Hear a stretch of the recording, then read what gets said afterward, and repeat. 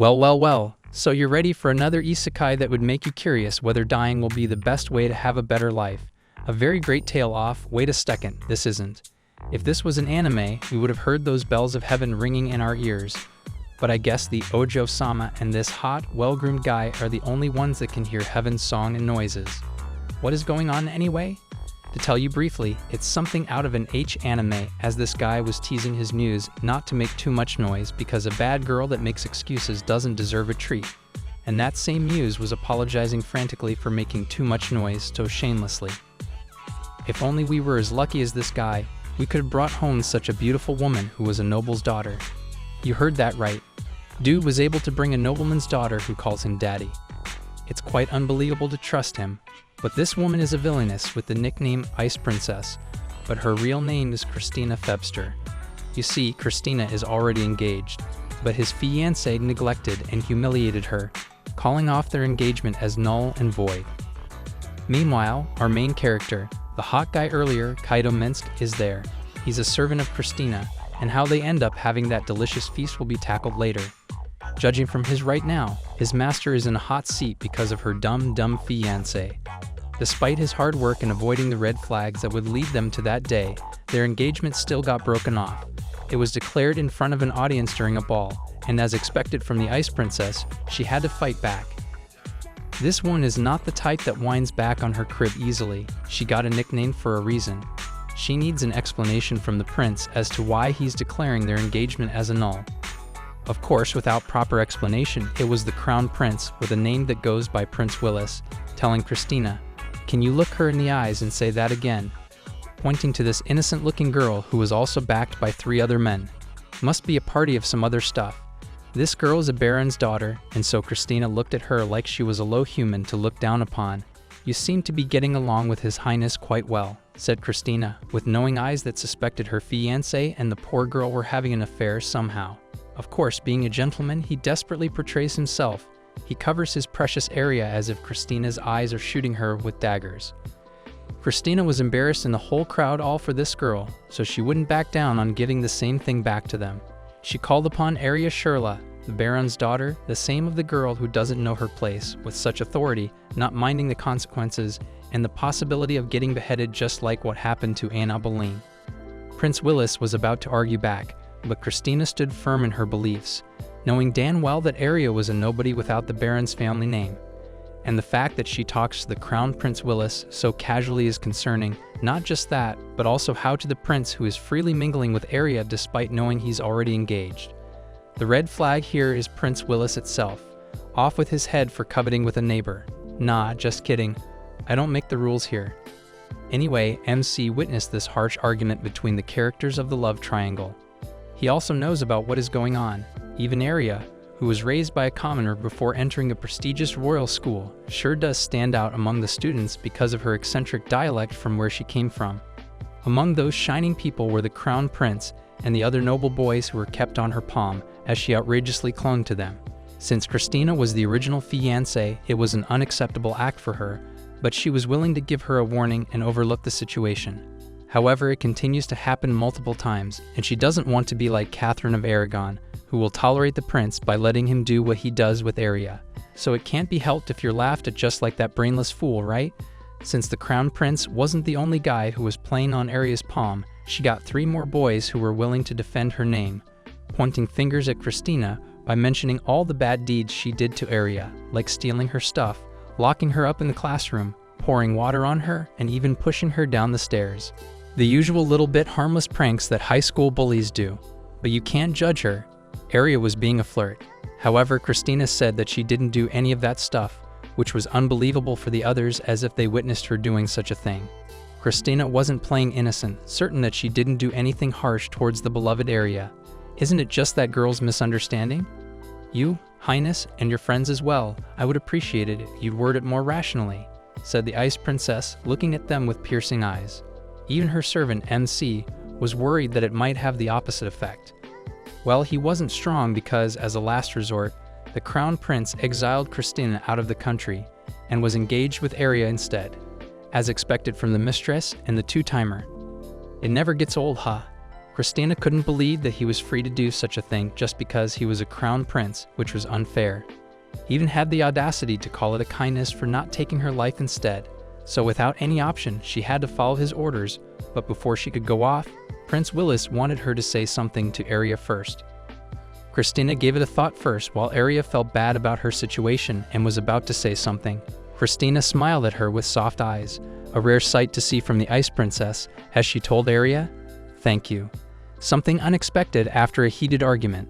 Arya was confused by what she meant by that, so Christina explained that Prince Willis wasn't really his type. She exposed how Prince Willis just considers Christina as a woman with no love and tells her things like, "The only reason you're the crown princess is because of your family status, and you're too pushy for a woman." Such audacity coming from a cheater like him. But in order to become a good queen, Christina had to refrain from backbiting and remain a well-behaved woman for the crown prince's sake. Prince Willis's ego was stepped with that, but Christina was having too much fun to stop now, so she further pointed out that she was in despair during their engagement. Thankfully, a miracle happened, Arya being the cause for breaking their engagement, to be freed from the fooling prince. "I'm truly grateful from the bottom of my heart." Her gaze was softer than ever as she bowed and thanked everyone, telling them that she'd pray for everyone's health and happiness. It was rather a different feeling seeing the Ice Princess that way and speaking in that soft tone. "Prince Willis, it's your loss." With that, Christina left with her servant, MC, by her side. As they walked outside the hall, MC pointed out how she left such an amazing parting remark that not only Arya and Prince Willis, but also the entire audience in the hall was left speechless. Of course, as expected from a composed and remarkable Ice Princess. On Christina's side, she felt the need to say everything she needed to say before it was too late. She even had more of it if it wasn't for the time. "But a single memorable remark is better than 1,000 insults," said Christina, which was worth quoting. MC, supportive as ever, agreed to Christina's calling the lame crown prince foolish in front of many people. That's something he won't forget. Definitely the best parting insult he could get. That aside, Christina wondered what MC would do now that she was exiled from the country. But this man is loyal to the princess as a servant, and wherever she goes, he follows. Something straight out of a romantic novel, but it is a romantic genre according to its tags. But oh wait, what's this other one? Let's forget you didn't see that, haha. Well anyway, Christina is worried because she'll no longer be the Duke's daughter, but MC thinks otherwise because regardless, as long as she's in the country, Christina will remain as the Duke's daughter, and he will continue to serve her. "Once we're out of this country, let's think about it when the time comes," assured MC, not wanting his master to worry about his well-being because he is as determined to continue serving. No wonder he served her a good feast earlier in the video. Christina was thankful to have someone like him in her life, someone she could rely on no matter what. But before everything else, let's rewind about a decade later, when MC came to this unknown world via, you know it, isekai. He was reincarnated into this world where magic exists. The usual isekai world. MC couldn't remember how he died in his previous life, and his memories were turning vague. But now that it's a new world, new life, new body, he can't resist getting fired up like a chunibyo, or in other words, a literal delusional syndrome. Anyway, moving on, since MC was a reincarnated guy, he was pretty much aware of his surroundings, even as a child. And the moment he learned how to speak, he immediately learned magic, which surprised his family, something his older brother can't even do, so you can say he's a prodigy. MC's family, the Minsk, is a small and weak barony from a remote region, so MC spent his childhood hunting monsters as he fulfilled his duty as a noble. A weak one, but don't judge our MC. He worked hard to raise his level and made his older brother proud, encouraging him that he would turn into an adventurer once he'd grown up. Every younger sibling loves to hear. It really expands your sibling's lifespan, so go be nice to your siblings. As years passed, MC steadily improved his strength and level until he turned 7 years old. That's when the Duke of Minsk changed his fate. Like every father in this kind of world is so powerful that it can change the fate of one person. As long as you're a male with power, there's no limit. They were informed that the Duke had a daughter around his age, and his father encouraged him to be its servant. Of course, this is something MC doesn't want to do, not wanting to be a servant and want to fulfill his dream as an adventurer. However, the time came when the Duke and his daughter met MC and his father. It was Christina Febstar, the Ice Princess as an innocent child, and that's when MC knew that he was in the world of a video game that his sister recommended, the Otome game world. He was so obsessed with it. That's when he knew that Christina was the Ice Princess, and he knew about the character's existence even when they were born, events that would happen before it would happen. Like the omniscient reader's viewpoint, you know? He knew from the start that Christina was fated to be condemned as a villainess after playing pranks on the heroine and later to be exiled from the country. Like what happened earlier, that's why no matter how much he intervened, he still can't change its fate. Furthermore, MC knew the pitiful points that Christina endured with the Crown Prince, whom she was engaged to before her birth. Since Prince Willis lacked supporters, his father needed some type of support, and that's when the Duke of Febstar and the Crown Prince's father made a bond. Therefore, their son and daughter's marriage was created. Crazy, right? It's a very 18th century mindset and law. Moreover, since Christina's mother was the queen who married someone of lower status, she still carries royal blood, making her the perfect match for the lame prince. The reason why she was called the Ice Princess is that she was ridiculed because of her stoic and blank look and cold attitude, which resulted in her education to become the queen, more strict. Christina originally had a very hard-working personality. If it wasn't for her engagement with Prince Willis, then the Crown Prince could have been in danger because of the angry people. So for the sake of the king and queen who treats her well, she distances herself from the heroine while Christina is alone.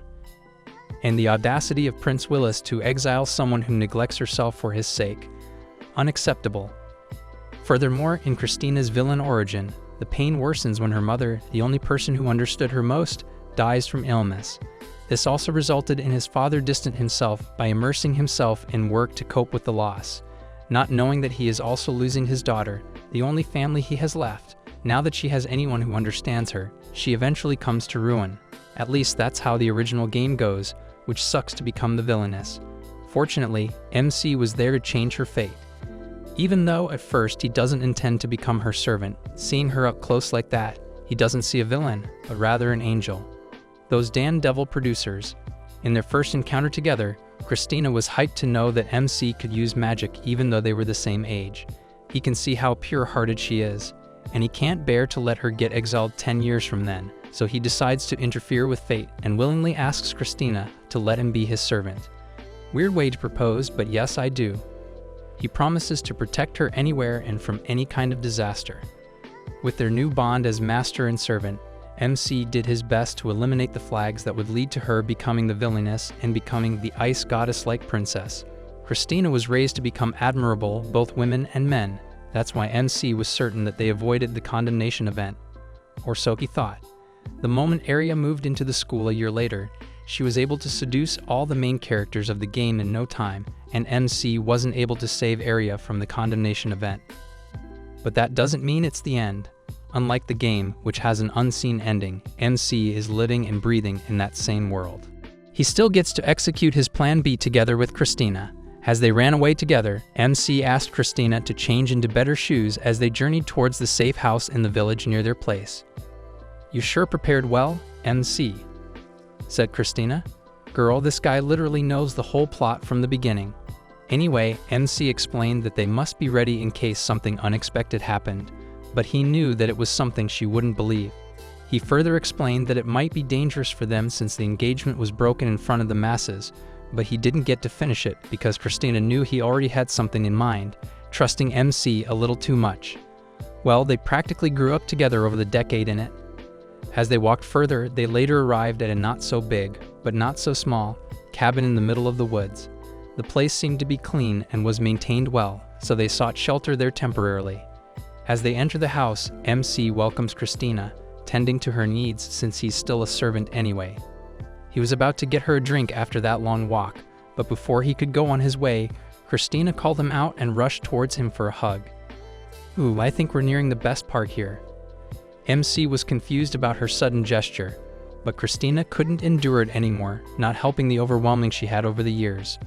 Finally, no one would complain, said Christina, looking at MC as if she really had been enduring not the pain from the Crown Prince, but by something from within her, like under there, probably. She had waiting for a long time to be his servant in the sheets. Wow, the tables have turned for the better. Being with Christina is definitely the right choice MC made. Now I pray to the God of trucks to send me and the people who are watching this into another world like MC has. Since we already talked about the origin of MC's story, why not talk about the beloved Christina Febster as well? We can see here who she really loves. Is it MC, her childhood best friend and servant? Or the lame, cheater, ungentlemanly crown Prince Willis? Not to sound biased, but you know. Since MC is the main character, of course, we're going to be biased here. Once you get the title of the main character, you're definitely indestructible. Maybe except for Aaron or Ashlinks, but let's not hope for that. For Christina, MC is the only boy for her, aside from her father. But you know, someone who actually cares about her well-being. MC has been with her ever since, even though he was trained as an attendant. It was like he was her right hand now. Unlike the original game that MC played, Christina also had lonely days, especially with her training as a queen. But thanks to him, it was never lonely. MC has been spreading good words about Christina whenever he has the opportunity, although it was part of MC's plan to give Christina the most well-talked and admirable reputation. Since he's just a kid talking about a girl at such a young age, people call him one of Christina's most devoted followers, or you know, puppy love. Still, because of those good words he put to her, Christina was able to close the gap she has with everyone, maids and servants in the house. MC is definitely good with words. I wonder what else he's good at. However, even if MC and Christina put in the hard work, she was still fated to be the next queen, something already inevitable. Because of this, she is confused about what to really feel, but one thing is for certain. The love she has for MC is real, but will never come to fruition. Damn, game developers are writing such sad stories for the villain. Anyway, her love for him was strengthened, and proved even more when her mother, the queen, sacrificed herself to block the curse that was supposedly aimed at Christina. Her mother collapsed on the floor, and her father as well, but later ordered the legendary class catalysts in the kingdom to reverse the curse, as he wondered how they got such a threatening item.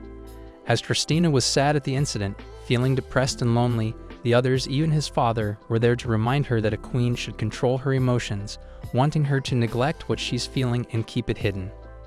Because of that, Christina was taught not to show any emotions, despite the ongoing dilemma she had about not being able to help and could only watch her mother suffer. It must be so confusing for a little girl. These producers really have no mercy for a child. Off with their heads, I'm kidding.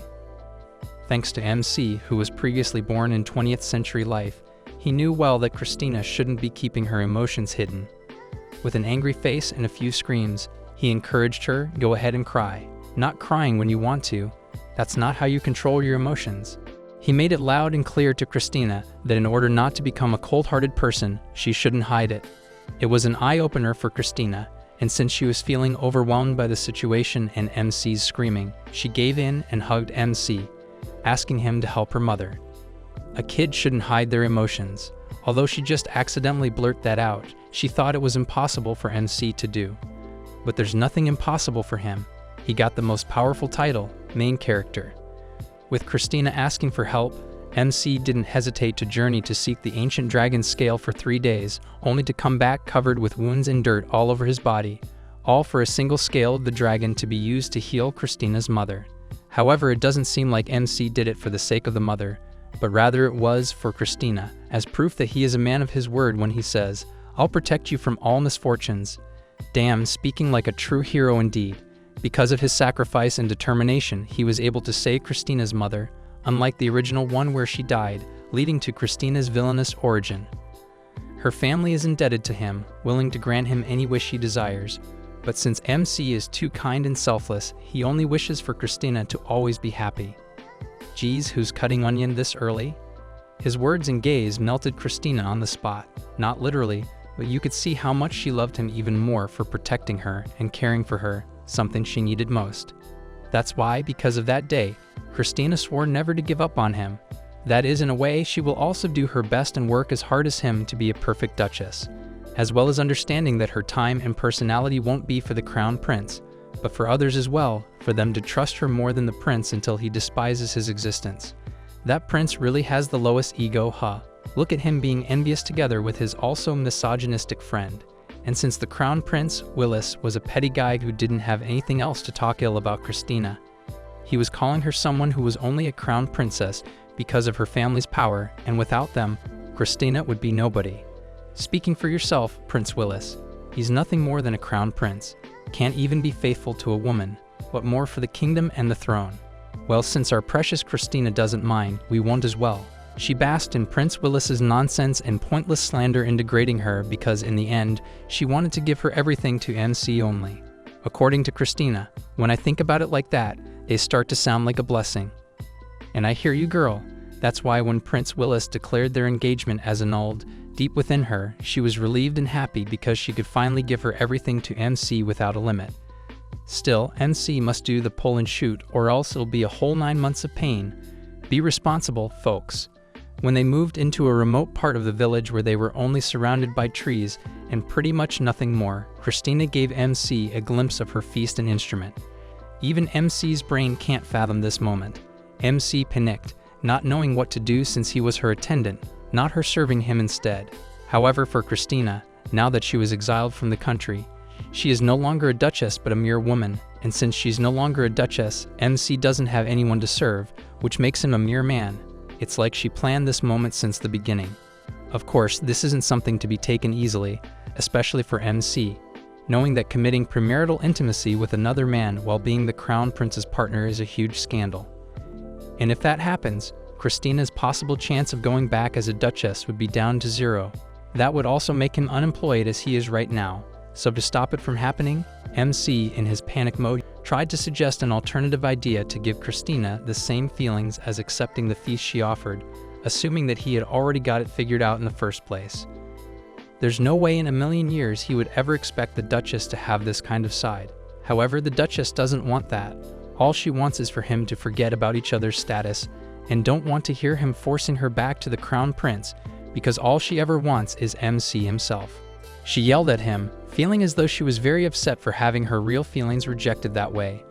Christina has a deep void within her that only MC can fill, so she reminds him that he promised to make her happy, and in order for him to do so, he has to make Christina his bride or something more than it, but at the same time, less. MC and Christina have spent half of their years growing up together, and seeing her eyes so soft and vulnerable as she shed tears, MC knew that Christina was giving her best in that moment. It's visible that her dedication wasn't driven by desperation, but rather something that she kept hidden deep within her heart. In other words, her true and real feelings. Man, if that was me, I would become like water, going with the flow in her river.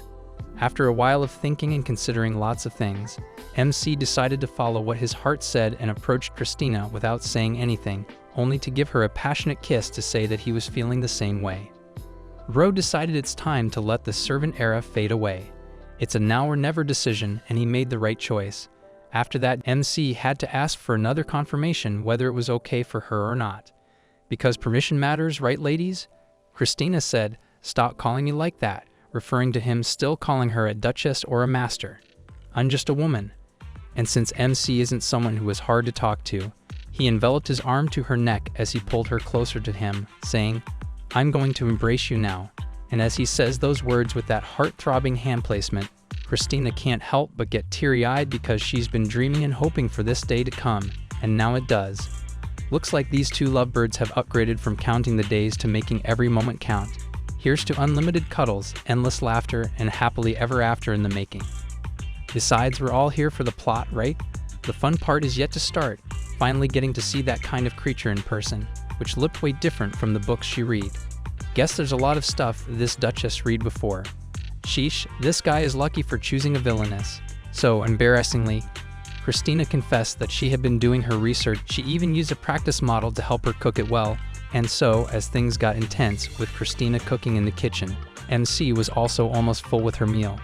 In the aftermath of that intense baking competition, they sat down on the couch as they were bare and open to each other. MC asked, "Why did you want to be my slave and not my wife?" Which was a good question to be asked.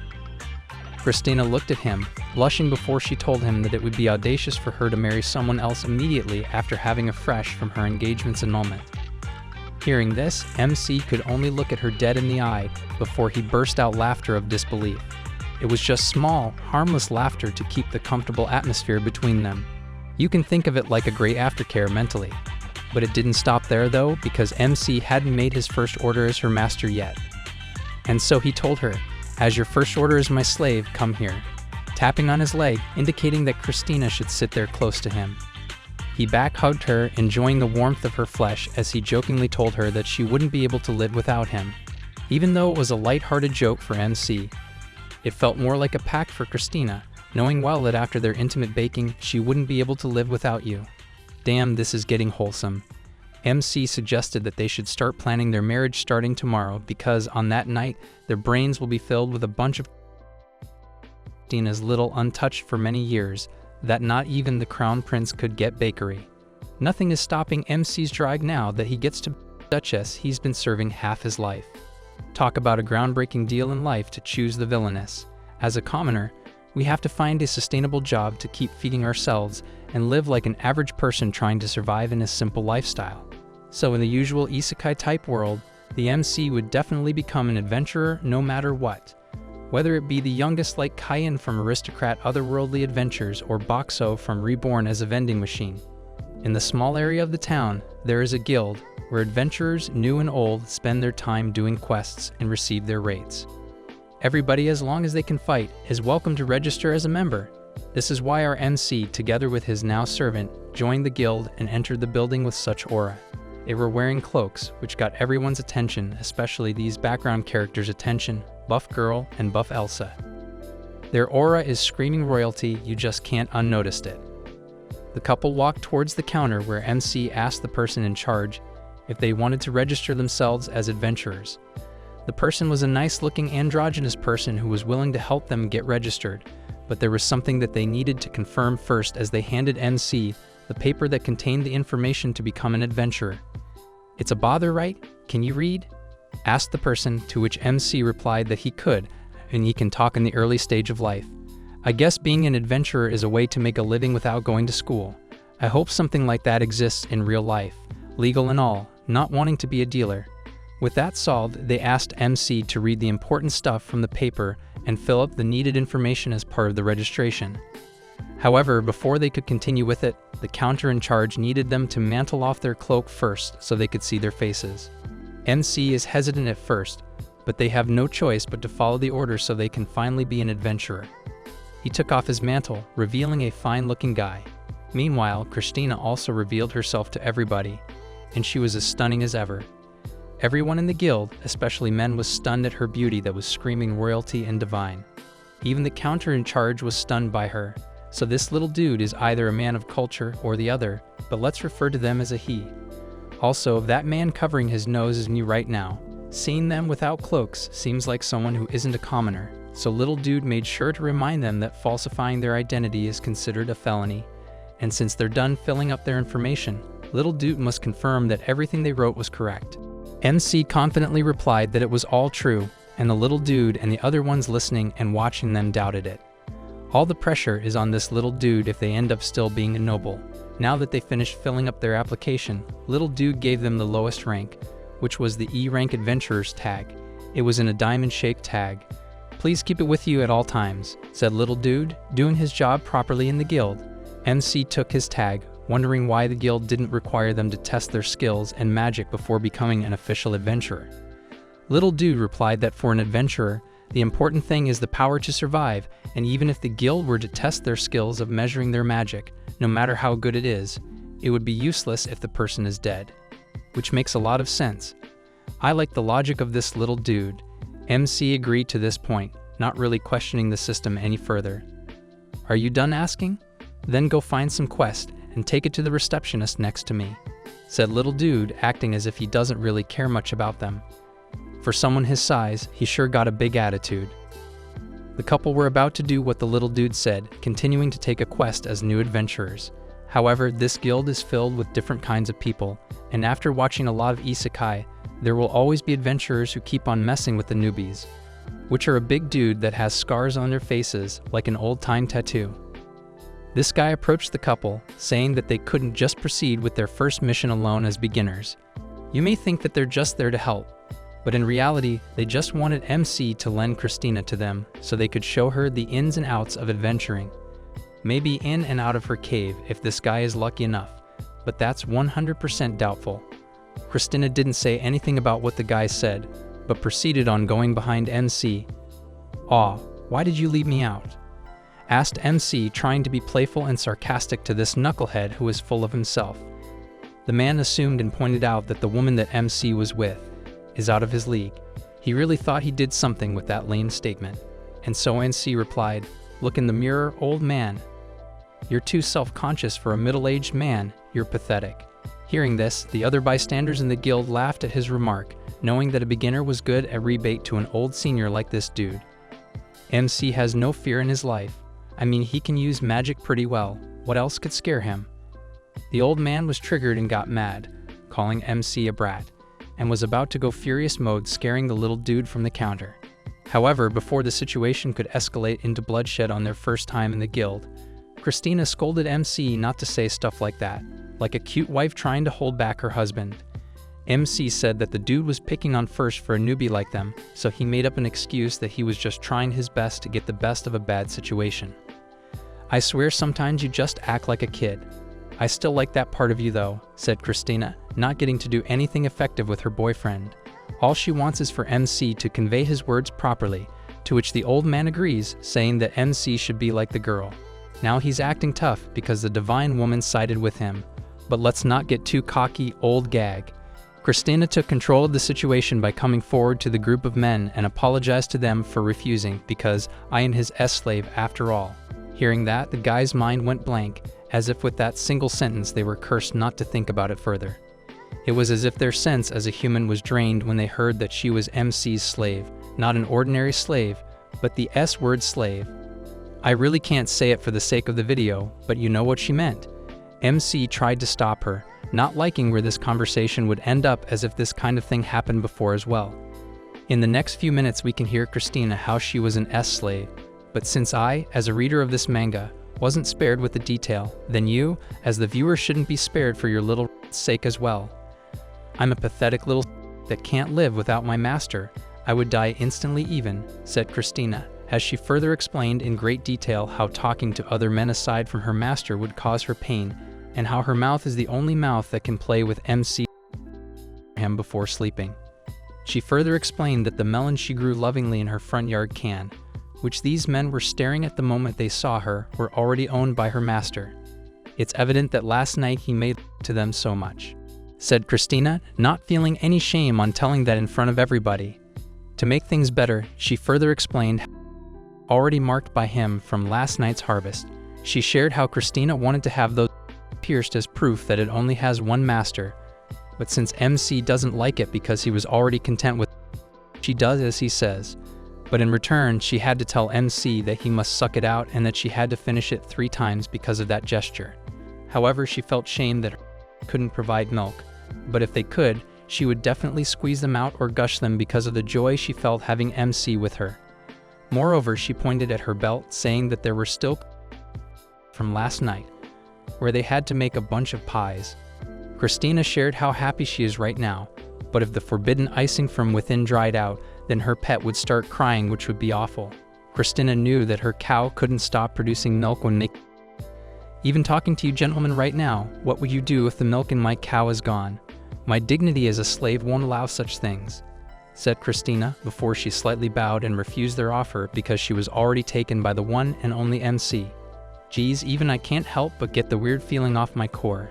Her storytelling really was so emotional that I felt it in my gut, if you know what I mean. She's crazy. With that situation handled pretty well, Christina was proud to share it with MC, who was silently listening to everything she said. "Yeah, you sure showed them with your words," said MC. "Can't she say that she's his wife or something? She really went all out to feed those hungry mob. I'm talking about us." After that, MC went to the other counter where the buff Elsa was waiting for them, who was in charge of the guild's quest. Right after taking their first quest as an official adventurer, they left the guild building, as well as the gentlemen who were still stunned at Christina's words, as if leaving her own mark as the Ice Witch. I definitely know where that other guy was running. He means business. Right after the guiding registration incident, MC and Christina went on their quest immediately. While Christina took care of killing the horned rabbit, MC hadn't recovered from the earlier incident, not expecting them to stand out in the guild like a sore thumb. Especially not because of Christina's very tear-jerking speech. Christina was good at her ice magic, being able to kill dozens of the horned rabbits elegantly. Even so, it seems like she needs more training with her ice power since her magic is more on distanced attacks.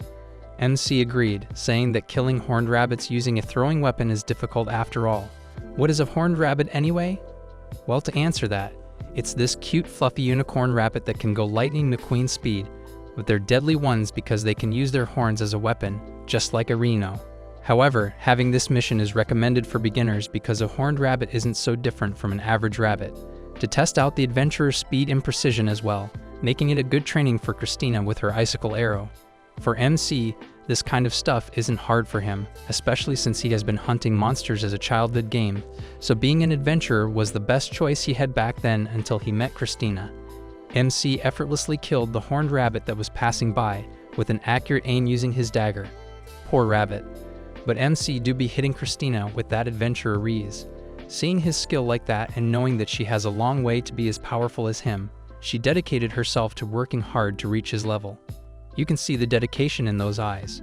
And so Christina went back to training by hunting down horned rabbits, while MC admired and observed her. Going all out of her way to use throwing weapons like her icicle arrow and hunt monsters that are a little bit powerful will serve as a way to train her ability, stamina, and magic as well. Back at the Royal Academy that Christina used to go to, regardless of gender, everyone was required to learn magic. So Christina was used to this training, especially in her times where she trained to be a queen. In battles, it is an obligation for a noble to fight because their mana is naturally high in value. So seeing her determined and motivated to train is expected from a duchess like Christina, since she has a lot of mana within her. She's also diligent on top of that, not bad, said MC to himself while observing and watching Christina do their first quest. Every adventurer and hunter got their weapon, and for MC, he got his dagger. For Christina, she got her ice magic. But clothing can also be a weapon, an armor to protect its wearer from dangerous stuff. Elegant as it seems, but the dress that Christina wears right now isn't an ordinary dress. At a glance, it does look like a regular one, but it can withstand the horned rabbit's attack because of its high-grade materials. This dress is an armor that would have been expensive to buy, especially in magic stores on the market. But the guy who sold them the dress gave it for free. According to the seller, fallen noble or not, other mage nobles don't want it, so he decided to give it for free if MC was willing to have it. It sounds like a shady deal that the dress might be drenched with a curse, but it doesn't seem like it because it doesn't have its own arc yet. So they took it, which Christina uses whenever they would go out doing quests. After a while, MC had to stop Christina because they already killed enough horned rabbits to meet the requested amount, so they had to go back to the guild before it got crowded in the castle gate. Back to that hellhole again. Since they had no choice, they went back to the guild, where they were pierced and stabbed by dozens of eyes. MC seems like he was the only one who sensed it, while Christina looks unbothered like she didn't just cause something major inside that guild as a newbie. Stay unbothered, queen. Let them know that you're taken once they try to hit on you. This fallen duchess is no longer seen as the ice princess. Times have changed, people have grown up. The other adventurers were looking at them, murmuring at the already spreading rumor about the two perverted newbies because of Christina's indecent declaration. These people can't help but poke their noses in others' business, huh? After their long, tiring, and psychologically draining day, they finally get to rest inside the town's inn, where they should be staying for the night. "Are you tired, master?" asked Christina, seeing how exhausting MC's face was because of those painful stares they received inside the guild. He didn't deny that he was tired though, because it was the truth. Not to mention, Christina did put those men in their places yet changed their reputation as the pervy newbie.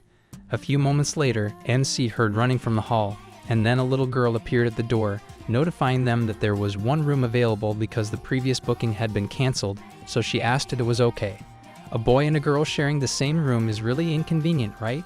said the innocent girl, but it doesn't seem that MC and Christina are bothered about sharing the room, so they turn down the offer because they don't mind being in one room. The girl doesn't seem to understand it and was convincing them that it might be a hassle for the both of them to share one room, especially when one of them has to change clothes.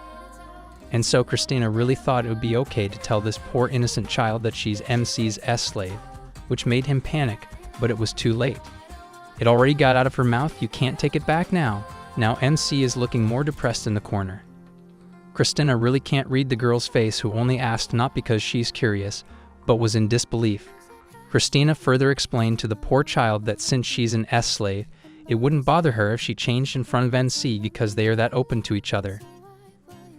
Right? They're so open to each other that even her cow keeps on milking when he's near. She further explained that having a separate room would make it more difficult, talking like she's teaching a child some anatomy lessons. The child understood what she was trying to refer to since it's clear now that they don't need an extra room.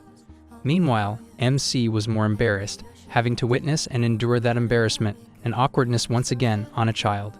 Is that so? Well then, enjoy yourselves, said the poor child who had just been traumatized by these adults. She knew that the inn would get noisy by their nightly activities. She should hide. Anyway, now that she's gone, MC expresses how he got extremely tired, which is a cue for the slave and servant to do her job. We're nearing the exciting part. As a servant, she had to wear her uniform somehow, but this is no ordinary servant, so a cuff and a bowtie will do to look more like a servant. Since she's a talented girl for a duchess, she decided to play with the flute and gave it a few whistles of rhythm. After that, she used a special technique on how to play the flute, which surprised MC, not expecting her to know this kind of style. I guess this girl still got lots of surprises on her sleeves, playing that flute late at night. They're lucky their house was surrounded by trees. Christina fell in love with how the flute sounded. Shyly, she said that it came from reading materials. It was so unnoble for her to read such a thing in a book.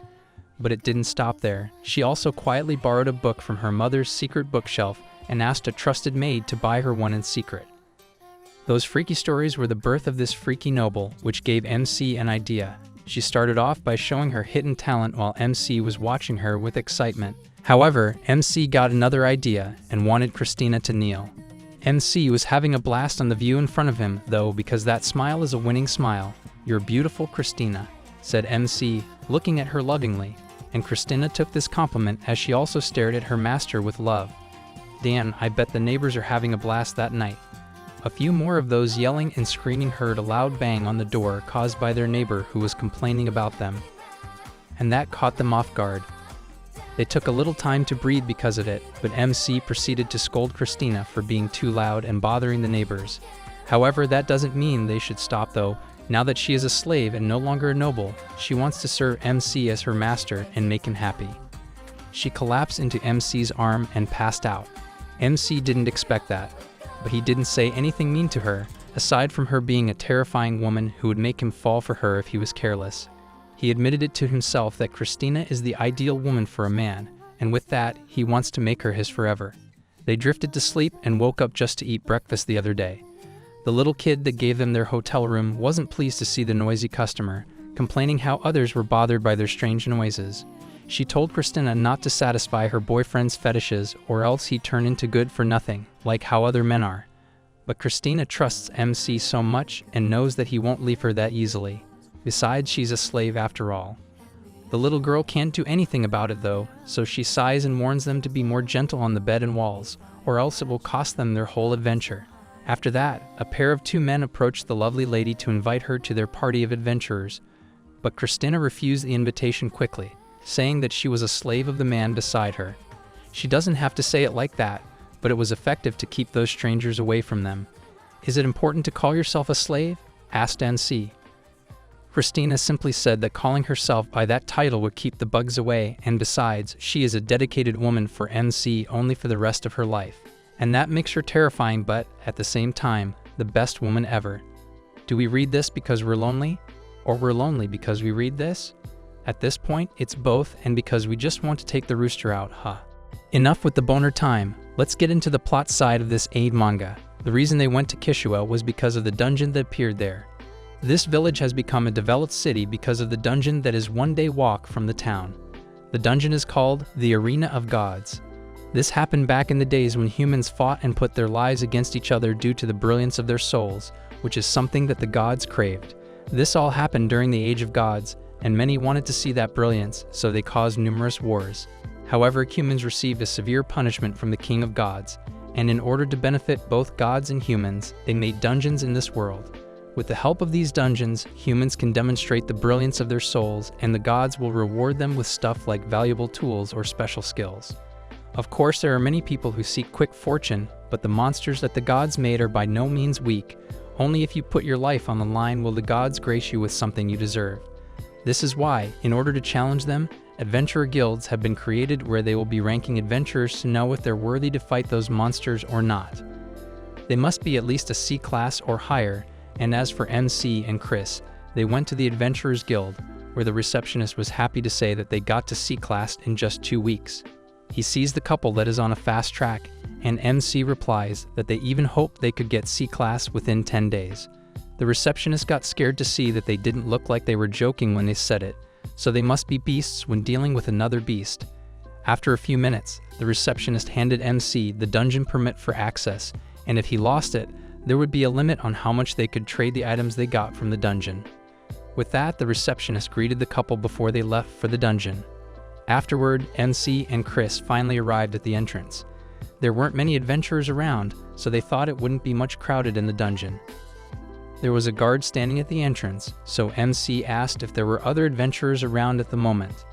The guard replied that other adventurers camp out here for the night, and then they go down in the morning. It is rare to see adventurers entering at noon, but they later went down at the entrance. As they go down the dungeon, they descend a spiral staircase with a glowing material that really gives off that this place was surely made by the gods. Since they're almost reaching the area where they will be teleported, MC asks Chris if she is ready, and she confirms that she is. They took another step, and the magic circle was triggered, teleporting them inside the dungeon. They had a map with them, so they checked, and it was concluded that they were in the first layer's 7th checkpoint. They were analyzing the map and the dungeon structure, and MC confidently said that it wasn't complicated, so their only concern was ambushed.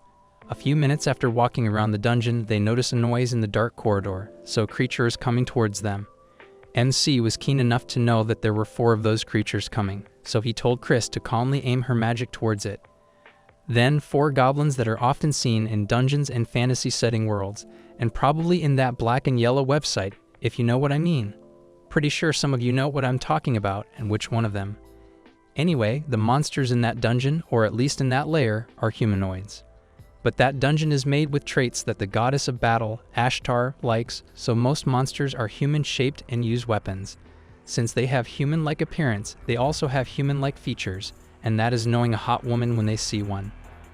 They were targeting Chris, but MC isn't gonna let that happen because Chris is already taken by him, so they need to get through him before getting her. But MC isn't someone they can easily get passed by because he acquires a weapon that is both long range and near. He told the goblins not to stand still because they made an easy target, and one by one, these goblins were getting wiped out of existence with MC and Chris. MC's best weapon is his body and the privilege of being reincarnated. It was thanks to it that he started training his body when he was an infant to increase his mana. Although he had no talents for swords and spears, he trained in martial arts and improved his body so that he could focus more on close combat. With the help of his chained iron ball, his opponents would think it's his main weapon and are lured close to him, not knowing that the power it has will come charging in before the second swing. This weapon could also be used like a cowboy's rope to capture the prey, and with that, his plan worked all along, and have been using this technique ever since. After defeating all the goblins, their body is being devoured, which is the dungeon's cleaning system. And among the burned, fading corpse was their reward, which is a gem. After their first win in the dungeon, MC pointed out how the goblins were all aiming for Chris, and the reasons are all so obvious. So MC warned Chris to be careful not to get by those green monsters. However, Chris didn't say anything, so MC had to ask her. She replied that she didn't mind those kinds of things, but MC refused because it doesn't suit a slave to do that. But as they walk deep into the dungeon, MC thinks that it might be a fitting trope for a high class, so he considers giving it a try later. After a few while in the dungeon, they were able to hit the 10th layer in no time. In this labyrinth-shaped dungeon, the deeper they go, the more complex the structure becomes. This is why some adventurers who come there will prepare a magic circle for transport to get a grasp of the area while increasing the grace received and diving deeper. Still, that doesn't mean unexplored sections in the shallower layers don't have riches in them, because in those unbothered layers or sections, there could be hidden rooms or safe zones with no monsters. After a while, they finally got into a good location to map out the area because the real dungeon exploring starts from there. MC will be the one to scout, while Chris will be in charge of mapping. They need to be extra careful now since they don't have a map on that layer yet, so there could be traps. They also came across some orcs, and being really cautious with the traps around slowed their progress. But on the bright side, they didn't come across a few monsters. However, MC can't seem to shake his uneasy feelings, so they decide to head back. The moment they did, his uneasy feeling was justified by seeing that the entrance was blocked and the barrier was faintly glowing. It seems enchanted by some sort of magic, and since it's a labyrinth, MC expected this to be triggered by some switches or strings and not manually. So that only means that someone up ahead is looking forward to saying hi to the visitors. They have no choice but to follow the path, and at the end of it, they see a throne where the high-rank orc is waiting for them. This high orc is a hidden boss battle that no one sees as having come across before.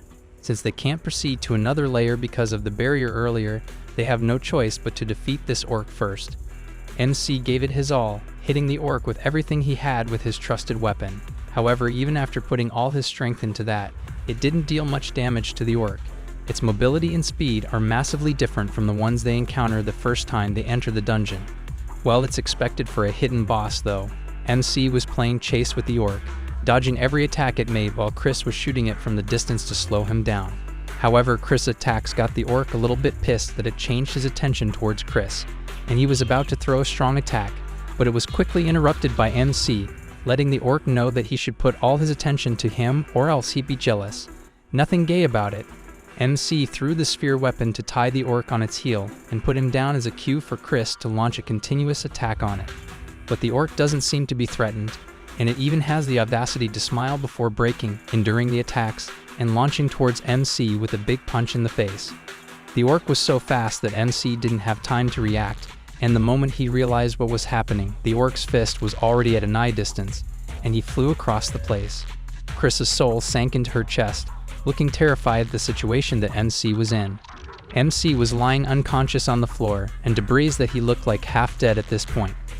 Chris was calling for MC, but she received no response, and the orc was looking at Chris as if it was time for dinner already. It must be its first time having a really good meal after getting locked down for probably years. But Chris looks at him with opposite eyes, the looks that scream revenge, anger, and misery. She cursed and screamed at the orc, and seeing that there was still distance between her and the orc, she decided to give her everything in her attacks. She used ice magic in maximum output, and that attack was massive and brutal, so there was no way for this orc to dodge this attack. True, he didn't get to dodge it, but he was able to repel it by countering the attack, which also shook Chris's stance. Chris was confused about how that was even possible, so it turns out that the orc is using nullify magic with the hammer he is using. Weapons like this are really rare, aside from demon swords and holy swords. With that hammer alone, Chris's magic was already nullified and rendered useless. She was so shaken both physically and mentally that she could no longer stand up. The orc, on the other hand, went near her with his rising hero. She knew well that it was the orc's intention in the first place, but she refused to sleep with anyone else aside from MC, so she closed her eyes with tears running down her eyes. Chris was even willing to bite her tongue once the orc touched her because she only belonged to Kaido and Kato. Then, for a mere second, Chris looked at Kato. That's when she realized that she was not scared of dying, and ever since she was going to meet her end, Chris wanted to call his name again. She screamed at the top of her lungs, telling MC to help her, and shock was visible on her face as she looked up and saw MC, like the hardest plot armor there is, harder than this orc's junior, choking the orc with everything he got. MC gave everything in his power to decapitate the orc using that method. The orc was trying its best to fight back, but MC went God mode and strengthened his arm despite the bleeding on his head. Chris could only watch him intensely, blushing as she witnessed her boyfriend being such a baddie in fighting that orc. This man is Chris's pride in everything, so she grabbed her staff and helped MC defeat the orc, and that's how they defeated this perverted orc, successfully completing the hidden boss task. Afterward, MC extended his hand toward Chris, asking her if she was doing all right. Chris was still confused and dazed by the events, and hearing MC's words didn't help. MC was telling Chris that they should go home and change her dirty clothes, not wanting her parents to get mad at her. This thought that his memory must have got all jumbled, but there's no certain explanation for this yet. MC was still talking like they weren't disowned yet, pointing out that sneaking out all the way there isn't fitting with Chris' position in the kingdom. Still, he assures her that he will apologize to her parents together, making sure that she's not alone when dealing with the wrath of her parents. He's willing to take half of her punishment, which is why they should go back to the mansion. However, it seems like MC's energy was depleted, and he fell unconscious once again. With that, Chris carefully put MC on her lap, where he rested for a little while. Chris felt safe, knowing that this man was willing to sacrifice himself and would always come running whenever she was in danger. Thinking about the fight he had earlier, he couldn't help but feel like getting soaked from tears of joy or something. Then, after a few minutes, a star barrier sign appeared, meaning that it was the holy barrier that repels monsters. As for the corpse of the high orc, there was a shine from inside of it, so Chris took it since it was a reward, but she looked more shocked in a good way, so it must be a valuable item.